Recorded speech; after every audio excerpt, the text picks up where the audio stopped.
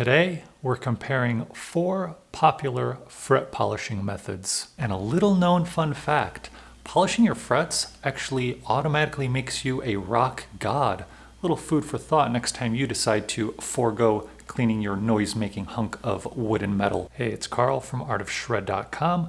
Welcome back to the channel. We've got the D'Addario fret polishing kit, 9 grits of micro mesh, Flitz metal polish, and a rotary tool, and of course, 0000 steel wool. In case you've never polished your frets and you don't know what the point is, it really makes your guitar play like new if you've never polished your frets or if your frets are oxidized.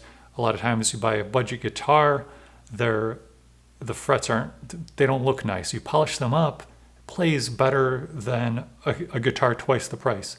So it's really just a quick way to improve your guitar's playability. Now let's start with the final comparison of these 4 methods, and so I'll put that up on the screen here. Then I'll tell you which is my favorite, least favorite, and all of that. So which of these do you think is which method? There is an unpolished fret as well to use as control. Pause this for a moment if you need to. Okay, you ready? What am I doing with my hands? Fret number 1 is the micro mesh. Fret number 2 is the D'Addario fret polishing system. There goes my D'Addario sponsorship. Fret number 3 is the control unpolished fret. Fret number 4 is the steel wool. And finally, fret number 5 is the Flitz and rotary tool. Did you get them right? It's difficult, isn't it? Let me show you the close-up again. Let's talk about my least favorite method, 0000 steel wool. 2 main reasons I don't like steel wool. 1, the metal shards get everywhere. You definitely want to tape up your pickups. They are magnetic after all, because if you don't, it's a little bit difficult to get all those metal shards off. And since steel wool is equivalent to about 600 grit sandpaper, it's actually pretty abrasive.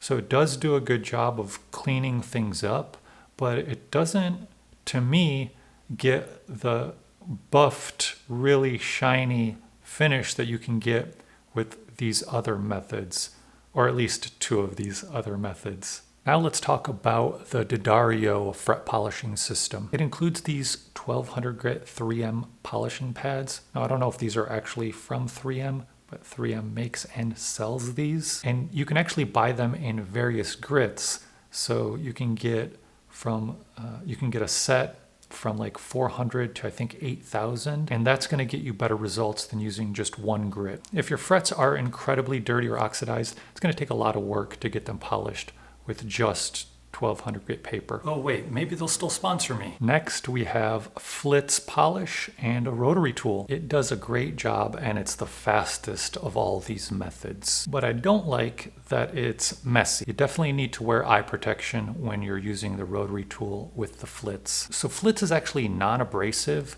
but if you couple it with a rotary tool on its lowest setting, this one goes down to 5,000 RPM, and a buffing wheel, it does a great job. Using a rotary tool means you don't physically have to put much work into it, and I actually suggest using a very light touch with the rotary tool. You don't want to heat up your frets or anything like that, and if you really put work into it, like really put pressure on the frets with this, it'll probably warm them up a little more than you would prefer. And I think my favorite method is still the 9 micro mesh polishing pads in grits from 1500 to 12,000. It's time consuming using 9 different polishing pads on each fret, but it does such a beautiful job and it's not messy. And you don't have to use all 9 grits. If you were to use like the first 2, a middle one, and then the highest one, you'll get them buffed nicely. But I go through all 9 because that's just the way I am. Thank you so much for watching. Liking, subscribing, commenting all helps a lot. And so does watching whatever video YouTube suggests you might like. You have a good one. See you next time.